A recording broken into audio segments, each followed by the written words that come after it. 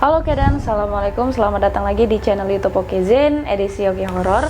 Gimana kabar kalian hari ini? Semoga kalian semua sehat-sehat aja ya. Ngomongin tentang horor nih di Indonesia, udah yang namanya kejadian mistis, cerita-cerita horor, itu udah banyak kali terjadi di Indonesia gitu kan. Jadi udah nggak heran lagi nih ya kan, kalau misalnya banyak kali cerita-cerita yang beredar khususnya tentang horor. Nah yang lebih menariknya lagi nih, setiap daerah di Indonesia itu emang kayak udah punya cerita mistisnya masing-masing gitu. Nah terbukti nih, karena udah banyak kali nih cerita horor yang udah ada turun-temurun dari mulut ke mulut gitu kan, yang udah ada sejak lama bahkan sampai sekarang pun masih diceritakan. Dan di video kali ini aku bakal berbagi cerita horor nih ke kedan-kedan semuanya, yang pastinya cerita horor ini yang pernah viral di Indonesia. Selengkapnya kalian boleh nonton video ini sampai habis. Buat kalian semua yang belum subscribe, silahkan subscribe dulu ya. Oke, selamat menonton.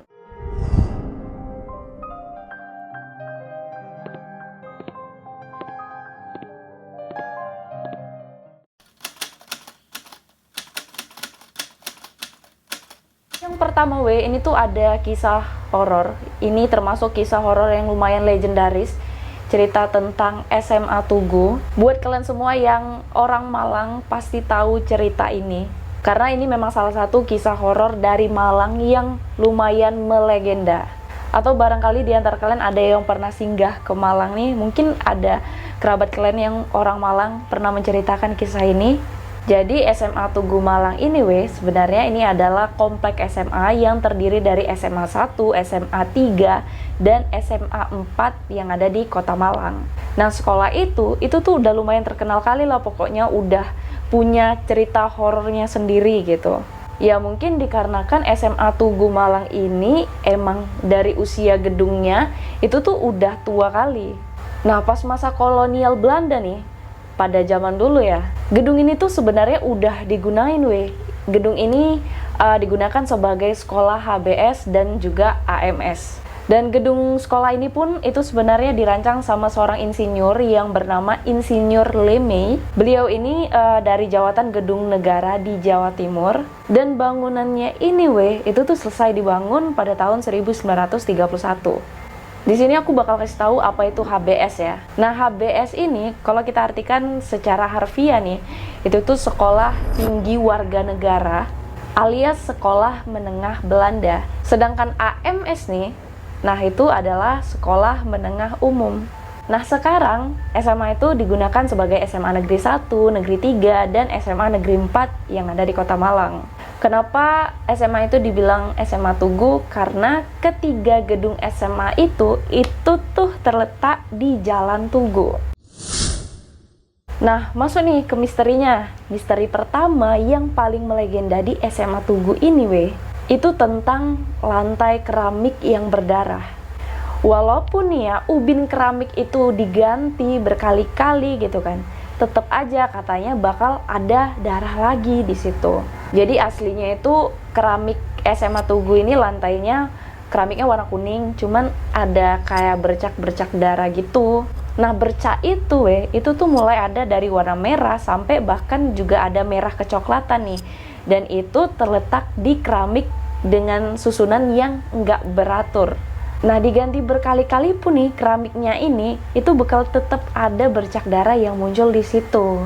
Dan parahnya lagi nih orang yang berusaha mengganti keramik itu nih, itu selalu ngalamin kesurupan di sekolah itu. Dan perlu kalian ketahui juga nih salah satu pemicu dari cerita horor lantai berdarah ini, dulunya ternyata SMA Tugu ini dijadikan tempat penyiksaan pada masa kolonial Belanda. Jadi emang tempat penyiksaan masa perjuangan. Dan ada satu fakta horor lagi nih dari SMA Tugu ini. Dari satu tempat angker nih, pasti ada salah satu spot yang paling angker gitu kan. Konon menurut ceritanya nih, jadi di aula SMA Tugu ini adalah tempat yang paling angker. Dan aula itu juga menjadi titik temu 3 warga yang ada di sekolah itu. Nah kabarnya di aula itu juga ada sering sosok penampakan tentara yang tanpa kepala. Mungkin dari kalian ada yang pernah ke SMA Tugu Malang ini, kalian boleh komen di bawah. Dan ngomong-ngomong soal lantai keramik tadi ya, kalau aku lihat emang lantai keramiknya itu lumayan memang khasnya keramik lawas gitu kan, yang emang udah zaman dulu kali. Karena aku dulu pernah ada punya teman SD nih, bukan teman SD tapi teman kecil, main ke rumahnya dan lantai keramiknya itu emang keramik zaman dulu. Rata-rata emang keramik zaman dulu itu kayak gitu, kadang ada kayak bercak-bercaknya gitu kan. Aku nggak tahu ya kepastiannya ini emang darah atau enggak, atau emang sengaja dibuat cerita ini darah padahal ini adalah corak gitu kan. Nggak tahu, yang jelas ini emang cerita udah lama kali, udah dibicarakan sejak lama gitu, alias sudah turun temurun, bahkan sampai sekarang pun masih ada yang menceritakannya. Itu tadi kisah horor tentang SMA Tugu. Kalau kalian punya pendapat tentang cerita ini, kalian boleh komen di bawah. Oke, lanjut.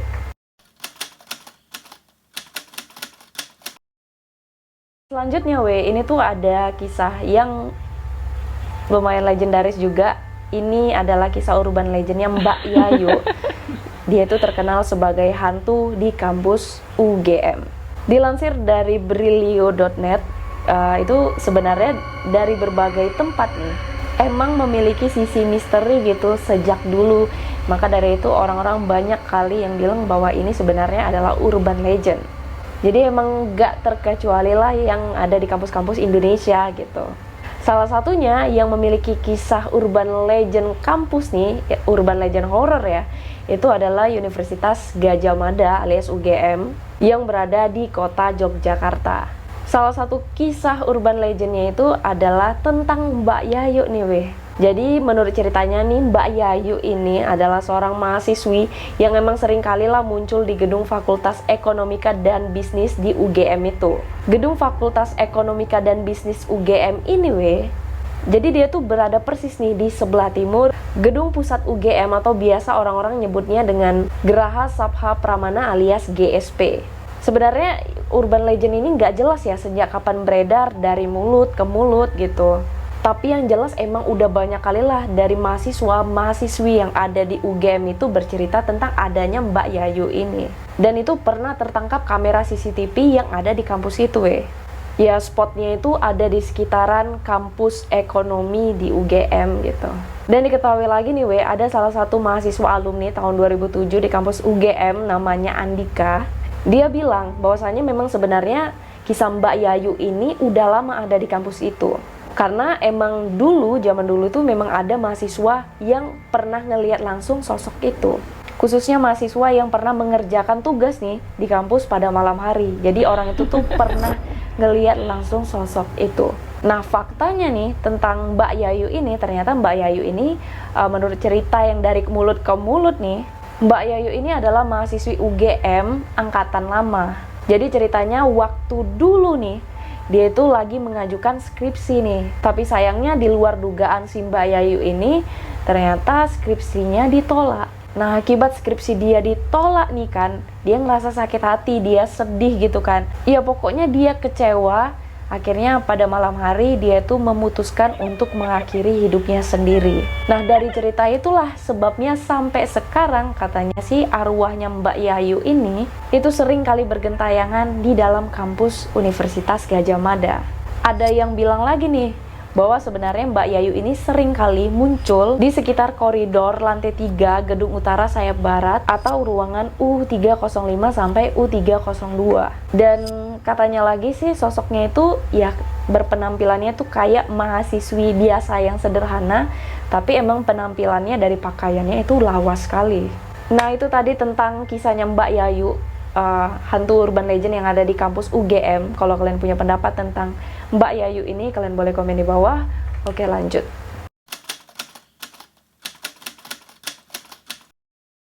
Selanjutnya ini tuh ada rumah eyang. Jadi ini salah satu rumah serem, kisah rumah serem yang ada di Yogyakarta yang pernah didatangi sama salah satu stand up komedian yang bernama Raditya Dika. Pengalaman ini tuh dialami sama si Raditya Dika ini pada tahun 2006. Jadi pada saat itu Bang Radit ini main nih ke Jogja bareng temennya dan nginep di rumah temennya. Dia itu bareng temennya yang bernama Mister alias Rizky Adi Nugroho. Gak hanya mereka berdua sih, tapi ada teman-temannya yang lain.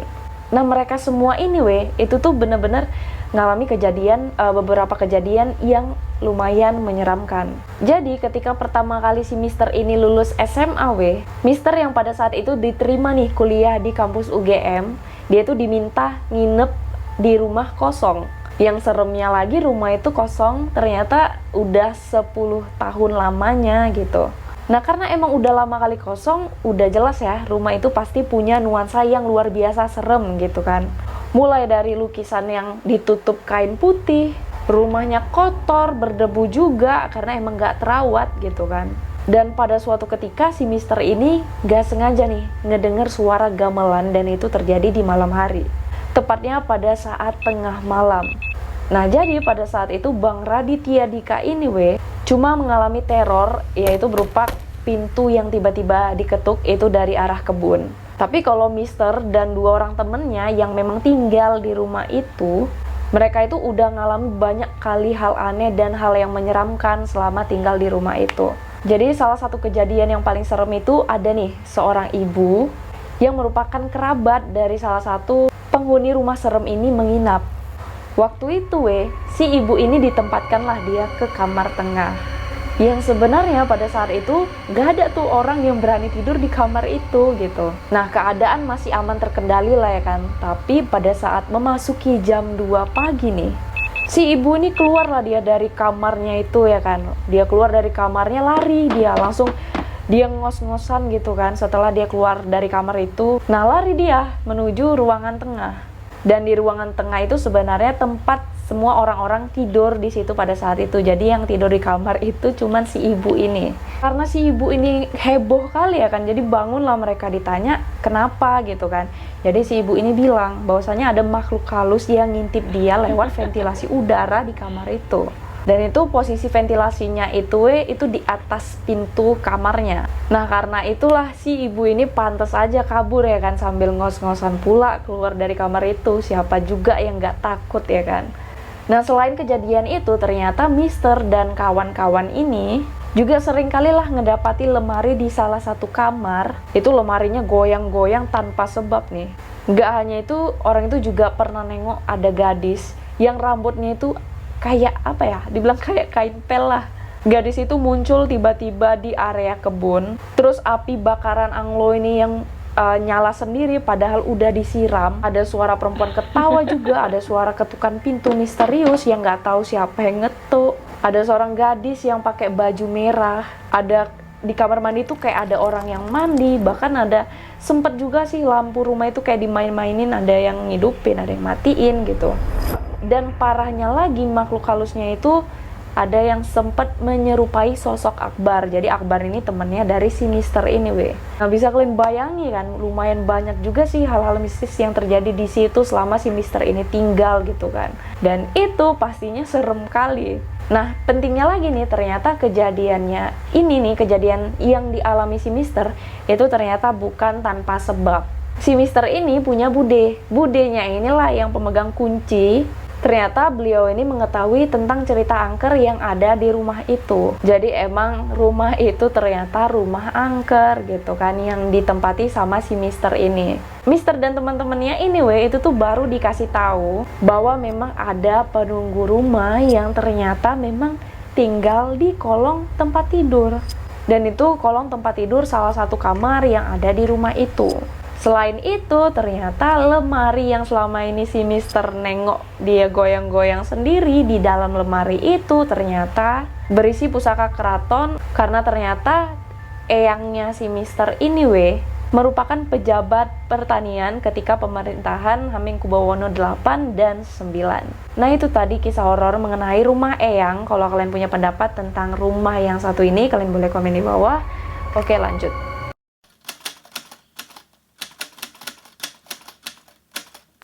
Yang berikutnya ini tuh ada Alas Purwo. Mungkin kalian ada yang pernah ke Alas Purwo, kalian boleh kasih tahu aku. Jadi di sini aku bakal kasih tahu dulu beberapa sejarah mengenai Alas Purwo ini Jadi penamaan Alas Purwo ini berdasarkan legenda masyarakat yang menceritakan tentang awal mula penciptaan Pulau Jawa itu dimulai dari Alas Purwo yang memiliki arti hutan pertama atau permulaan yang ada di Pulau Jawa. Nah, pada tahun 1992 nih, Taman Nasional Alas Purwo itu diresmikan sama Kementerian Kehutanan. Dan itu masuk ke dalam 2 kecamatan nih. Kecamatan Tegalimo dan Kecamatan Sukoharjo yang ada di Banyuwangi. Nah, sejarah Alas Purwo ini sebenarnya ada hal yang menarik nih. Awalnya pada tahun sekitar 1967, masyarakat itu mulai menemukan situs ini gitu. Tapi mereka ini, warga-warga ini nggak mengetahui peninggalan sejarah, sehingga ada batu nih, merupakan batu dari bagian situs itu, mereka ambil, mereka bawa pulang. Dan itu mereka pakai digunakan sebagai tungku dapur. Nah, selang beberapa waktu nih, masyarakat yang ngambil batu itu mereka mendapat musibah. Dan pada saat itu mereka mutusin, karena kejadian itu nih, mereka mulai memagari lah area situs itu dan memutuskan untuk menjaga kesucian dari Alas Purwo ini weh. Nah, Alas Purwo ini sendiri weh, selain mempunyai pemandangan alam yang indah, ternyata juga memiliki segudang kisah misteri yang ada di dalamnya. Ternyata tempat ini tuh merupakan salah satu tempat destinasi wisata angker yang ada di Pulau Jawa. Mulai dari kegiatan-kegiatan mistis nih, ada pesugihan, semedi untuk mencari wangsit atau ilmu hitam ya. Dan bahkan ada beberapa orang yang hilang di Alas Purwo itu. Nah, kejadian itu dan kegiatan itu yang jadi pemicu orang-orang bilang bahwasanya Alas Purwo ini memang angker dan keramat. Nggak hanya itu, bahkan sebagian orang nih, sebagian warga percaya bahwasanya Alas Purwo ini memiliki kerajaan gaib yang menjadi tempat seluruh jin yang ada di Pulau Jawa. Nah, itu menurut ceritanya gitu. Bahkan di sana itu punya mitos yang cukup terkenal sampai sekarang. Kayak ketika kalian nih datang ke Alas Purwo itu, kalian masuk, terus kalian tuh kayak dengar suara aneh atau ada suara yang manggil, itu nggak boleh nengok ke belakang. Karena orang-orang percaya bahwasanya ketika kita nengok ke belakang itu, kita bakal diambil nih atau dibawa sama makhluk gaib yang ada di situ gitu. Atau enggak, orang tersebut bakal mendapatkan malapetaka. Nah, itu sih menurut mitosnya ya. Dan cerita itu tuh udah ada sejak lama turun-temurun, bahkan dari mulut ke mulut. Nah, itu tadi kisah mengenai Alas Purwo yang lumayan angker. Kalau kalian punya pendapat tentang cerita ini, kalian boleh komen di bawah. Oke, lanjut.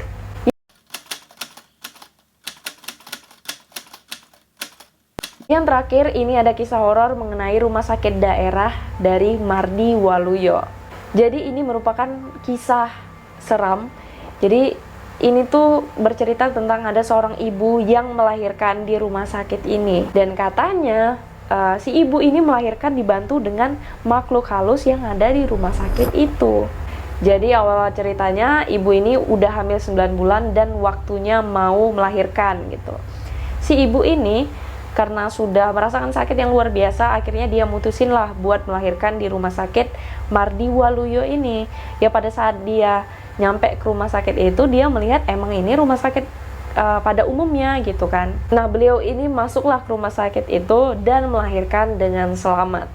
Tapi ya wes, setelah si ibu ini keluar nih dari rumah sakit Mardi Waluyo ini, dia sudah selesai gitu kan urusannya dengan rumah sakit itu. Ada warga sekitar yang mulai bertanya sama si ibu ini. Masalahnya, kenapa warga pada heboh dan nanya si ibu ini gitu kan? Masalahnya ternyata rumah sakit tempat di mana si ibu ini melahirkan adalah rumah sakit terbengkalai yang udah nggak terpakai lagi sejak lama gitu. Tapi dengan yakinnya si ibu ini menjawab, saya beneran melahirkan di sini. Pada saat saya masuk, ini memang rumah sakit umum, ada perawatnya, ada dokter, semuanya nggak ada yang aneh gitu. Dan di rumah sakit itu juga banyak pasien yang berobat di situ gitu. Nah, dari situlah banyak warga yang bertanya-tanya, sebenarnya siapa yang udah ngebantu si ibu ini melahirkan, sedangkan itu rumah sakit yang kosong, nggak ada siapa-siapa. Ya pokoknya udah rumah sakit terbengkalai lah. Dan sekarang rumah sakit itu udah dipindahkan di lokasi baru di Karangtengah, Sanan Wetan yang ada di Blitar. Nah, itu tadi cerita tentang ibu-ibu yang melahirkan di rumah sakit terbengkalai. Kalau kalian ada pendapat tentang cerita ini, kalian boleh komen di bawah. Oke lah Kedan, itu tadi beberapa kisah horor yang terkenal di Indonesia. Percaya atau enggaknya dengan cerita ini yaitu hak kalian ya. Di sini aku cuman mau berbagi cerita aja. Untuk Kedan semua yang udah nonton video hari ini, mau lihat jangan lupa like, komen, dan subscribe. Kalian juga boleh share dan jangan lupa kalian aktifkan ya loncengnya agar kalian tuh tahu ada updatean terbaru dari channel Lokizin. Assalamualaikum.